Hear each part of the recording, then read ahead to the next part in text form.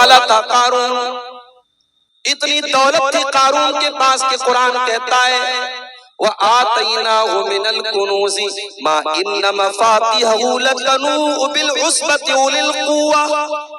ہم نے قارون کو اتنی دولت دی تھی، اتنا خزانہ دیا تھا کہ قارون کے خزانوں کی چابیوں کو بہت سارے پہلوان بڑی مشکل سے اٹھاتے تھے۔ انجام کیا ہوا قارون کا؟ قارون کو اپنی دولت پر بڑا ناز تھا، بڑا غرور تھا، بڑا تکبر تھا۔ انجام کیا ہوا؟ اللہ کہتا ہے فَخَسَفْنَا بِهِ وَبِدَارِهِ الْأَرْضَ، ہم نے قارون کو زمین دیا، ہم نے قارون کے محل کو زمین میں دسا دیا، ہم نے قارون کے خزانے کو زمین میں دسا دیا، اپنی ساری دولت کے ساتھ قارون زمین کے اندر دسا دیا گیا۔ کبھی دولت پر غرور مت کرنا میرا، یہ دولت آج ہے کل نہیں ہوگی۔ بڑے بڑے کروڑ پتی ارب پتی لوگ آج بھکاری بن گئے، آج دوسروں کے محتاج بن گئے، اور جو کل تک بھکاری تھے، فقیر تھے، آج وہ کروڑ پتی بن گئے۔ کبھی دولت پر غرور مت کرنا، کبھی اپنی خوبصورتی پر غرور مت کرنا۔ یہ خوبصورتی ایک دن ڈھل جائے گی، یہ خوبصورت چہرہ ایک دن جھریوں سے بھر جائے گا۔ یہ چہرہ، جس چہرے کی خوبصورتی پر ناز کرتے ہو، اس چہرے پر سلوٹیں پڑ جائیں گی، اس چہرے پر جھریاں پڑ جائیں گی، یہ بال سفید ہو جائیں گے، یہ بدن کمزور پڑ جائے گا۔ نہ اپنی خوبصورتی پر غرور کرو، نہ اپنی طاقت پر غرور کرو، نہ اپنی دولت پر غرور کرو۔ اللہ تعالیٰ کہتا ہے میرے اسپیشل بندے وہ ہیں جو زمین کے اوپر تکبر نہیں کرتے، غرور نہیں۔ اسی لیے اللہ تعالیٰ قرآن کے 15ویں پارے میں فرماتا ہے وَلَا تَمْشِ فِي الْأَرْضِ مَرَحًا، زمین میں اکڑ کر کے نہ چلا کرو، إِنَّكَ لَن تَخْرِقَ الْأَرْضَ وَلَن تَبْلُغَ الْجِبَالَ طُولًا، نہ تو تو زمین کو پھاڑ سکتا ہے، نہ تو آسمان کی پہاڑوں کی بلندیوں پر چڑھ سکتا ہے۔ اے انسان، تو اکڑ کر کے کیوں چلتا ہے؟ تو تکبر کیوں کرتا ہے؟ چار پیسے آیا، ذرا سی سماج میں عزت مل گئی تو اپنے اسٹیٹس پر، اپنے مقام پر، اپنے عہدے پر، اپنی کرسی پر کوئی غرور نہ کرے۔ غرور کرنا ابلیس کا طریقہ ہے، تکبر کرنا ابلیس کا طریقہ ہے، اور اپنے آپ کو ڈاؤن رکھنا، اپنے آپ کو کمزور سمجھنا، اپنے آپ کو چھوٹا سمجھنا، یہ نبیوں کی سنت ہے میرے پیارے سے۔ ارے بھائی اتنا بول رہے ہیں تو نیچے کر دو بھائی، کیوں بلا وجہ تھوڑا اونچا اونچا اسٹینڈ، تھوڑا نیچا، تھوڑا نیچا۔ تکبر کرنا اور غرور کرنا یہ شیطان کی علامت ہے میرے۔ اللہ فرماتا ہے وَعِبَادُ الرَّحْمَنِ الَّذِينَ يَمْشُونَ عَلَى الْأَرْضِ هَوْنًا، اللہ کے خاص بندے وہ ہیں جو زمین کے اوپر نرم چال چلتے ہیں، جو زمین کے اوپر تکبر نہیں کرتے، گھمنڈ نہیں کرتے۔ اچھا یہاں ایک سوال پیدا ہوتا ہے، ایک انسان اچھا کپڑا پہنتا ہے، نیا جوتا پہنتا ہے، اب وہ گھر سے باہر نکلا، اس کا کپڑا خوبصورت ہے، اس کا جوتا خوبصورت ہے، اب کوئی دوسرا آدمی ایسا مل گیا جس کا کپڑا اتنا اچھا نہیں ہے، جس کا جوتا اتنا اچھا نہیں ہے، اب ظاہر ہے ایک نیچرل بات ہے، ایک پراکرتک بات ہے، قدرتی بات ہے، جب آپ اپنے سے کمزور انسان کو دیکھیں گے، اپنے سے کمتر انسان کو دیکھیں گے، آپ کا کپڑا قیمتی ہے، آپ کا جوتا قیمتی ہے، تو آپ کے دل اور دماغ میں کہیں یہ بات آ سکتی ہے کہ میں اس سے اچھا ہوں، میں اس سے خوبصورت ہوں، میں اس سے بہتر ہوں۔ تو کیا ایسی تھنکنگ کا پیدا ہونا، ایسے وچار کا دماغ میں آنا، ایسی سوچ کا دماغ میں آنا، کیا یہ بھی تکبر ہے؟ آئیے ایک حدیث پڑھتے ہیں۔ اللہ کے نبی فرماتے ہیں جس انسان کے دل میں ذرہ برابر تکبر ہوگا وہ جنت میں نہیں جائے گا۔ صحابہ کرام دہل گئے، صحابہ کرام کانپ گئے، اللہ کے رسول ذرہ برابر جس کے دل میں تکبر ہوگا، اہنکار ہوگا، گھمنڈ ہوگا، غرور ہوگا، وہ جنت میں نہیں جائے گا۔ اے اللہ کے نبی، ہم میں سے ہر انسان چاہتا ہے اس کا کپڑا اچھا ہو، ہر انسان چاہتا ہے اس کا جوتا اچھا ہو، اچھا جوتا پہن کے نکلے، اچھا کپڑا پہن کے نکلے۔ اب کسی دوسرے کو دیکھ کر کے اگر اپنے آپ کو بڑا سمجھ لیا تو اے اللہ کے نبی، یہ تو بڑا گھاٹے کا سودا ہے۔ ایک ذرا سا تکبر پیدا ہوگا اور انسان جہنم میں چلا جائے گا۔ آپ نے فرمایا اے میرے صحابہ، تکبر یہ نہیں ہے کہ انسان اچھا کپڑا نہ پہنے، تکبر یہ نہیں ہے کہ انسان اچھا جوتا نہ پہنے۔ آپ نے فرمایا ان اللہ جمیل یحب الجمال، اللہ تعالیٰ خوبصورت ہے اور اللہ تعالیٰ خوبصورتی کو پسند کرتا ہے۔ بڑی پیاری بات، اللہ تعالیٰ خوبصورت ہے، صاحب جمال ہے، اللہ جمیل ہے اور جمال کو پسند کرتا ہے۔ کبھی غور کیجئے اللہ تعالیٰ کی کائنات کتنی خوبصورت ہے۔ زیادہ دور نہ جائیے، آپ اپنے گاؤں میں نکل جائیے، کھیتوں اور کھلیانوں پہ جا کے دیکھیے، گنگا کے کنارے جا کے ذرا دیکھیے سورج کے ڈوبنے کا منظر، ذرا کسی ندی اور پہاڑ کے قریب جا کے دیکھیے، دنیا کی ساری خوبصورتی فیل ہے میرے پیارے ساتھیوں اللہ تعالیٰ کے کریشن کی خوبصورتی، اللہ کی قدرت کی خوبصورتی کے آگے دنیا کی ساری خوبصورتی فیل ہے۔ اللہ خوبصورت ہے اور اللہ نے اس کائنات کو بہت خوبصورت بنایا ہے۔ آپ اچھا کپڑا پہنے، اچھا جوتا پہنے، اسلام کو اس پر کوئی آپتی نہیں ہے۔ اللہ تعالیٰ کے نزدیک اس میں کوئی حرج نہیں۔ پھر تکبر کیا ہے؟ اب تکبر کی پریبھاشا، تکبر کی ڈیفینیشن اللہ کے نبی کی زبان سے۔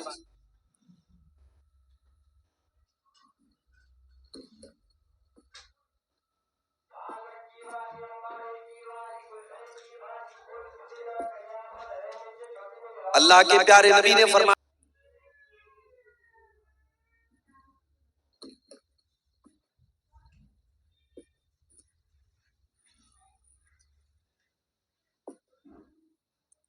اللہ کے پیارے نبی نے فرمایا الکبر بطر الحق وغمط الناس، تکبر یہ ہے کہ تم حق بات کو قبول نہ کرو، سچائی کو قبول نہ کرو، تمہارے سامنے سچائی پیش کی جائے، حق بات پیش کی جائے اور پھر بھی تم حق بات کو قبول نہ کرو، یہ تکبر ہے۔ وَغَمْتُ النَّاسِ، اور تم لوگوں کو حقیر سمجھو، لوگوں کو اپنے سے چھوٹا سمجھو، لوگوں کو کے اوپر اپنے آپ کو اونچا سمجھو، سپیریئر سمجھو، یہ تکبر ہے اور اس تکبر کو اللہ معاف نہیں کرے گا۔ تو رحمان کے بندے جب زمین پر چلتے ہیں تو نرم چلتے ہیں، یہ ان کی پہلی پہچان۔ دوسری پہچان وَإِذَا خَاطَبَهُمُ الْجَاهِلُونَ قَالُوا سَلَامًا،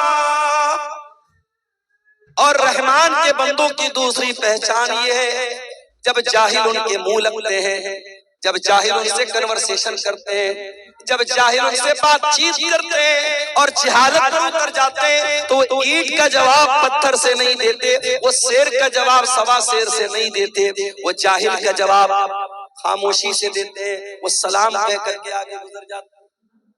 بھئی ہمارا مزاج کیا ہے؟ ہمارا مزاج تو یہی ہے کہ ہم کسی سے کم تھوڑی ہیں۔ اس نے ہمیں کیسے بول دیا، اس نے ہمیں کیسے الٹا سیدھا بول دیا، ہم تو اینٹ کا جواب پتھر سے دیں گے، ہم تو شیر کا جواب سوا شیر سے دیں گے۔ نہیں، اللہ کہہ رہا ہے کہ میرے اسپیشل بندے ایسے ہیں۔ وَإِذَا خَاطَبَهُمُ الْجَاهِلُونَ قَالُوا سَلَامًا، وہ جاہل کا جواب جہالت سے نہیں دیتے، وہ غلط کا جواب غلط سے نہیں دیتے۔ ہماری اکثر لڑائی کیوں ہوتی ہے؟ ہماری رشتہ داریوں میں جو پھوٹ پڑتی ہے، جو دشمنی ہوتی ہے، کیوں ہوتی ہے؟ اس نے مجھے بول دیا، اس نے مجھے ایسا کہہ دیا، اس نے میرے ساتھ ایسا کر دیا، اس نے اپنی لڑکی کی شادی میں مجھ کو نہیں بلایا، اس نے اپنی دعوت میں نہیں بلایا، ہم بھی نہیں بلایا۔ ایک ہوتا ہے۔ اللہ کے نبی کے پاس ایک آدمی آیا، اس نے کہا اللہ کے نبی میرے کچھ رشتہ دار ہیں، میں ان کے ساتھ اچھا سلوک کرتا ہوں، وَيُسِيئُونَ إِلَيَّ، وہ میرے ساتھ برا سلوک کرتے ہیں۔ اے اللہ کے نبی میں ان کے ساتھ اچھا معاملہ کرتا ہوں، وہ میرے ساتھ جہالت کا معاملہ کرتے ہیں۔ میں ان کے ساتھ نرمی کا معاملہ کرتا ہوں، وہ میرے ساتھ سختی کا معاملہ کرتے ہیں۔ آپ نے فرمایا اے میرے صحابی، جب تک تو اس حال میں جس حال میں تو بتا رہا ہے تب تک اللہ تعالیٰ کی طرف سے ایک فرشتہ برابر تیری مدد کرتا رہے گا، اور جب تک تو ایسا کام کر رہا ہے تو اپنے ان رشتہ داروں کے منہ میں جہنم کی راکھ بھر رہا ہے، جہنم کی آگ بھر رہا ہے، کیونکہ وہ تیرے نرمی کے مقابلے میں سختی کر کے اور تیرے احسان کے بدلے بدسلوکی کر کے وہ جہنم کے حقدار بن رہے ہیں، لیکن تو جنت میں اپنا ٹھکانہ بنا رہا ہے۔ یہ اسلام کا اخلاق ہے۔ ابھی لکھنؤ کے اندر کرسمس کا تہوار ہمارے عیسائی مذہب کے لوگ منا رہے تھے، ان کے چرچ کے پاس دوسرے مذہب کے لوگ آئے اور وہاں پہ ہڑدنگ مچانے لگے، بدتمیزی کرنے لگے۔ معاف کیجئے، حالانکہ وہ لوگ مسلمان نہیں تھے، لیکن یہ بدتمیزی کہ کسی دوسرے مذہب کے تہوار کے مقام پہ جا کر اپنے مذہب کا جو ہے پرچار کرنا اور وہاں چیخنا چلانا، یہ اخلاق کے بھی خلاف ہے اور مانوتا کے بھی خلاف ہے۔ آج ملک میں نفرت کا ماحول اس قدر بڑھ چکا ہے کہ آج کبھی مسجدوں کے سامنے، کبھی چرچ کے سامنے اور کبھی کسی دوسرے مذہب کی عبادت گاہ کے سامنے جا کر اس طریقے کی بدتمیزی۔ اسلام کے اندر اس جہالت کی کوئی گنجائش نہیں۔ اسلام جاہلوں کا مذہب نہیں ہے، اسلام بدتمیزی کا مذہب نہیں ہے، اسلام اخلاق کا نام ہے، اسلام کردار کا نام ہے، اسلام کیریکٹر کا نام ہے۔ میرے پیارے ساتھیوں، جاہل کا جواب بھی آپ کو جہالت سے نہیں دینا ہے، گالی کا جواب بھی آپ کو گالی سے نہیں۔ یہودی بہت بڑے کمبخت تھے، بہت بڑے بدتمیز تھے، گستاخ تھے۔ یہودی اللہ کے نبی کے پاس آتے ہیں، السلام علیکم کہتے ہیں، لیکن ذرا سی زبان کو گھما لیتے ہیں اور السلام علیکم کہنے کے بجائے وہ السلام علیکم کہتے ہیں۔ دیکھیے عربی زبان بڑی رچ زبان ہے، بہت رچ لینگویج ہے۔ السلام علیکم کی میننگ کیا ہے؟ تم پر سلامتی ہو، تم شانتی سے رہو، تم سمردھی سے رہو، تم خوش رہو۔ اور السلام علیکم بولے تم مر جاؤ۔ عربی زبان اتنی رچ لینگویج ہے کہ ایک لیٹر ختم ہو گیا میننگ اپوزٹ ہو گئی۔ السلام علیکم کا مطلب تم سلامت رہو اور السلام علیکم کا مطلب تم مر جاؤ۔ یہودیوں نے السلام علیکم کہا، کس کو؟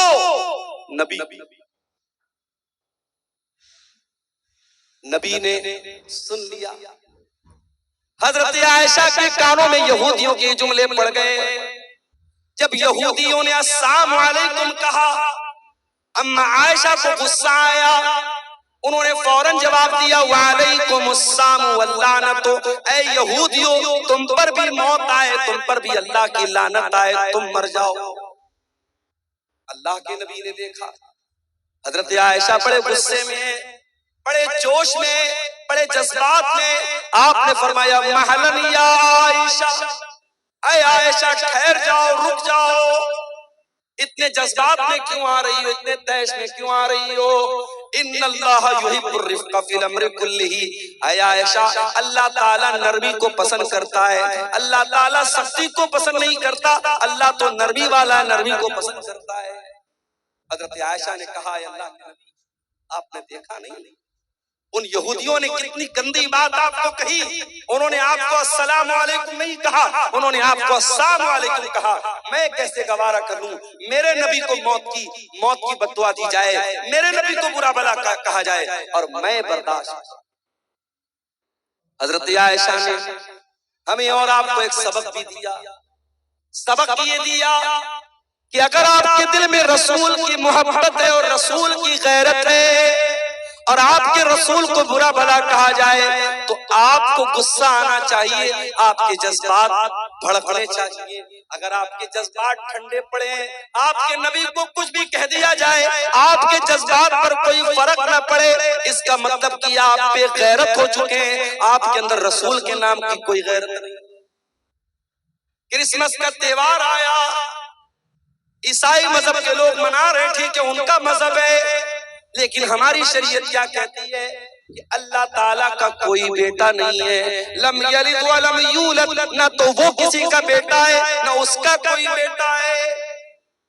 کرسمس منانے والا تو یہ عقیدہ رکھتا ہے کہ آج کے دن اللہ تعالیٰ کا بیٹا پیدا ہوا ہے، نعوذ باللہ، اور مسلمان بیچارہ اپنے آپ کو سیکولر ثابت کرنے کے لیے اور اپنے آپ کو مانوتاوادی ثابت کرنے کے لیے یہ کرسمس کی مبارکباد دیتا ہے اور اس میں شامل ہوتا ہے۔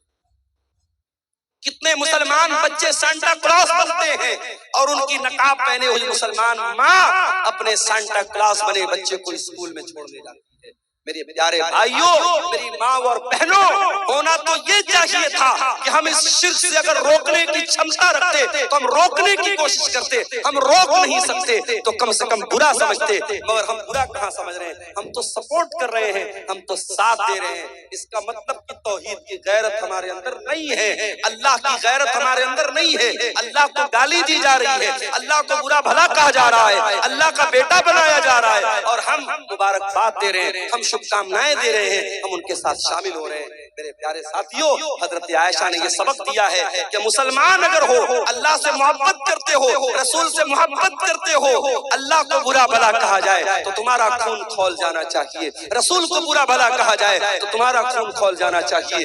حضرت عائشہ کہتی ہیں مجھ سے برداشت نہیں ہوا، میں نے جواب دیا اے یہودیوں تم پر اللہ کی لعنت آئے، تم میرے نبی کو برا بھلا کیا؟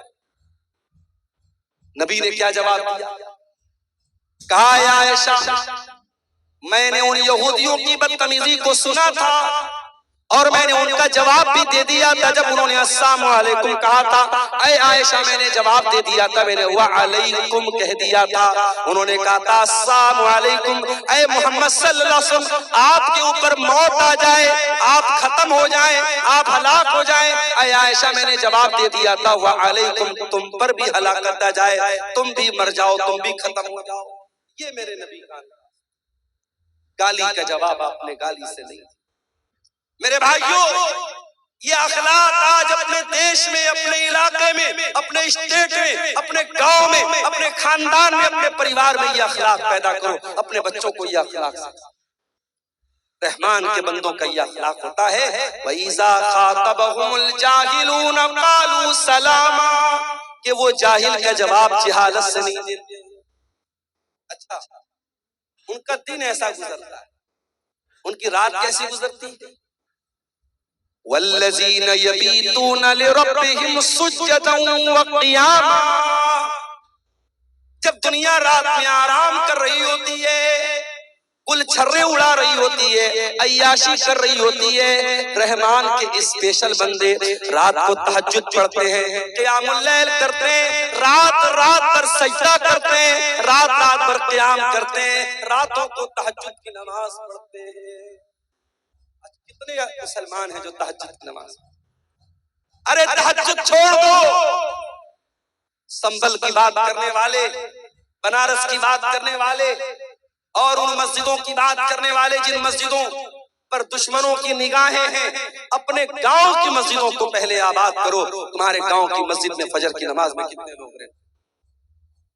مؤذن اذان کی آواز دے رہا ہے الصلاۃ خیر من النوم، نماز نیند سے بہتر ہے، اور محلے میں گاؤں میں سینکڑوں لوگ رہتے ہیں، دو چار بوڑھوں کے علاوہ، دو چار بزرگوں کے علاوہ جو ڈنڈا لے کے مسجد میں پہنچتے ہیں، کوئی فجر کی نماز میں آنے کو تیار نہیں ہے۔ گویا ہم یہ ثابت کر رہے ہیں کہ اے مؤذن تو کہتا ہے نماز نیند سے بہتر ہے، لیکن میرے نزدیک نیند بہتر ہے، میں نیند کو چھوڑ کر کے نماز پڑھنے کو تیار ہوں۔ آج کا مسلمان 5 ٹائم کی نماز پڑھنے کو تیار نہیں، اور وہ بیچارہ بیٹھ کر کے تبصرہ کر رہا ہے ہماری مسجدیں نشانے پر ہیں، ہماری مسجدوں پر دشمنوں کی غلط نظر ہے۔ ارے دشمن کی غلط نظر بعد میں ہے، پہلے تو نے اپنی مسجدوں کو ویران کیا۔ دلی کی جامع مسجد میں ابھی میرے پاس ویڈیو آیا، وہاں انسٹاگرام کی ریل بن رہی ہے، لڑکا لڑکی پیار محبت کی ریل بنا رہے، کہاں؟ اللہ کے گھر میں، جامع مسجد میں۔ میں نے ویڈیو دیکھا، میرا خون کھول گیا کہ جامع مسجد کے ایڈمنسٹریشن اور وہاں کی انتظامیہ کیا کر رہی ہے۔ اس طریقے کے بیہودہ ویڈیوز جامع مسجد کے اندر بنائے جا رہے ہیں، پیار محبت کی باتیں، ایک لڑکا لڑکی وہ ویڈیو کے اندر فلما رہے، اور وہ ویڈیو جامع مسجد دلی کے اندر بن رہی ہے۔ میرے پیارے ساتھیوں، دلی کے اندر بعض مسجدیں تو ایسی ہیں، پرانی مسجدیں جو پکنک اسپاٹ بن چکی ہیں، ہیں اور وہاں عاشق اور معشوق ملنے جاتے ہیں، وہ لورز پوائنٹ بن گیا ہے، وہ عاشقوں کے ملنے کا اڈا بن گیا ہے۔ یہ مسلمان کا حال ہے، اور وہ بیچارہ کہہ رہا ہے کہ صاحب ہماری مسجدوں پر دشمنوں کی غلط نظر۔ اللہ کہہ رہا ہے میرے اسپیشل بندے پانچوں ٹائم کی نماز کے تو پابند ہوتے ہی ہوتے ہیں۔ والذین یبیتون لربہم سجدا وقیاما، وہ رات رات بھر سجدے میں رہتے ہیں، وہ رات رات بھر قیام میں رہتے ہیں، وہ اللہ کی بارگاہ میں روتے رہتے ہیں، وہ اللہ کی بارگاہ میں تہجد پڑھتے ہیں، قیام اللیل کرتے ہیں۔ کل جمعہ کا دن ہے، فجر کی نماز میں آپ مسجد میں جائیں گے، اگر امام صاحب کو مسئلہ معلوم ہے، سنت کا طریقہ معلوم ہے، امام صاحب پہلی رکعت میں سورہ سجدہ پڑھائیں گے، دوسری رکعت میں سورہ دہر پڑھائیں گے، سورہ سجدہ کی تلاوت جب آپ سنیں گے، سورہ سجدہ میں یہ آیت بھی امام صاحب تلاوت کریں۔ تتجافى جنوبهم عن المضاجع يدعون ربهم خوفا وطمعا، میرے نیک بندے وہ ہیں جو اپنے بستر سے الگ رہتے ہیں، راتوں میں لوگ سوئے رہتے ہیں، میرے نیک بندے اپنے بستر سے الگ ہو کر اللہ کی بارگاہ میں رکوع کر رہے ہوتے ہیں، اللہ کی بارگاہ میں سجدہ کر رہے ہوتے ہیں، میرے نیک بندے تہجد پڑھتے ہیں، میرے نیک بندے قیام اللیل کرتے ہیں۔ اور ایک بات آپ کو بولتا ہوں، کبھی کوئی مسئلہ پھنس جائے، کبھی زندگی میں کوئی پرابلم آ جائے، کبھی کوئی سمسیا آ جائے، نسخہ بتاتا ہوں، نوٹ کر لو۔ پانچوں ٹائم کی نماز کی پابندی کرو، اور تہجد کی نماز کے لیے موبائل پر الارم سیٹ کرو۔ فجر کی اذان 5 بجے ہو رہی ہے، رات میں 3 بجے اٹھو اور وضو کر کے 8 رکعت تہجد کی نماز، میکسیمم 8 رکعت۔ اگر 8 رکعت پڑھنے کی طاقت نہیں تو 6 بھی پڑھ سکتے ہو، 6 کی طاقت نہیں تو 4 بھی پڑھ سکتے ہو، 4 کی طاقت نہیں تو 2 بھی پڑھ سکتے ہو، منیمم 2 رکعت، میکسیمم 8 رکعت تہجد کی نماز پڑھو، اور اس کے بعد اللہ کے سامنے اپنی جھولی پھیلا دو۔ اے اللہ، شادی کو 8 سال ہو گئے، تیرا بندہ اولاد کی نعمت سے محروم ہے، اے اللہ میڈیکل چیک اپ کرا لیا، ڈاکٹرز کی رپورٹیں نارمل ہیں، ڈاکٹر کا علاج درست ہے، اے اللہ میرے گھر میں بچے کی کلکاری نہیں گونج رہی ہے، میری بیوی کی گود سونی ہے، اے اللہ مجھے اولاد کی نعمت سے نواز دے۔ میرے پیارے ساتھیوں، یہ تجربہ اور مشاہدہ جو علماء کا اور نیک لوگوں کا رہا ہے وہ میں آپ کو بتا رہا ہوں۔ تہجد کی نماز میں آپ تہجد کی نماز پڑھنے کے بعد اللہ سے وہ چیزیں مانگیے جو اسمبھو ہے، جو ناممکن ہے، اللہ تعالیٰ اس اسمبھو اور ناممکن کو بھی انشاءاللہ۔ تجربے اور مشاہدے کی بات بتا رہا ہوں، کیونکہ وہ وقت ایسا ہے میرے پیارے ساتھیوں جب اللہ خود آسمان دنیا پر نازل ہوتا ہے اور اللہ خود کہتا ہے اپنے بندوں سے، مانگو مجھ سے، میں تمہاری پکار کو سنوں گا، مجھ سے مغفرت طلب کرو میں تمہیں معاف کر دوں گا، مجھ سے سوال کرو میں تمہیں دوں گا۔ اللہ دینے کے لیے اترا ہے، اللہ دے رہا ہے، اور میرے پیارے ساتھیوں ہم اتنے بد نصیب ہیں، ہم اس مبارک وقت کو، اس عظیم گھڑی کو ہم اس کو کھو دیتے ہیں۔ میرے پیارے ساتھیوں، تہجد کی نماز آپ کو بہت کچھ ایسا دے گی جو آپ کو سوچ کے بھی باہر ہے، آپ کے تصور سے بھی باہر ہے۔ اللہ کہہ رہا ہے میرے اسپیشل بندے راتوں کو تہجد کی نماز پڑھو۔ اور آگے بڑھیے،